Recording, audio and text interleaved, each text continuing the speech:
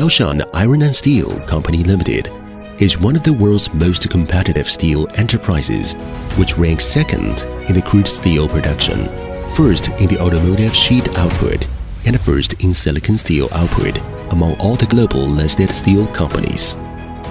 Under the traditional industrial architecture, Baoshan Steel has faced many problems, including 1. Carbon emission is high and the scrap steel recycling is insufficient. 2. Material management relying on labor results in high cost and low efficiency. 3. The quality inspection link completed by on-site labor results in lots of wrong and missed inspections and high safety risk. In the practical application of 5G deterministic network, China Telecom, in collaboration with Baoshan Iron and Steel Company Limited, Huawei, and Beijing University of Post and Telecommunications, takes a deep dive into exploring the application of intelligent steel production.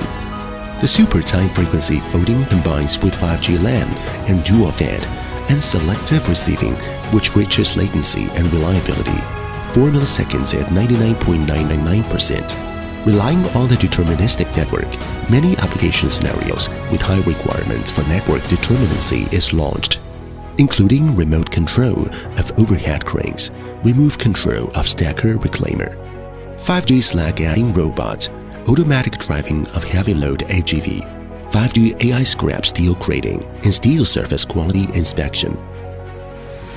By deploying deterministic network, the company recycled 250 tons of scrap steel and reduced the carbon dioxide emissions by 1.732 million tons in 2022.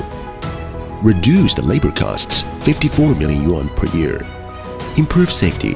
Unmanned crane and AI quality inspection keep steel workers away from dangerous environments.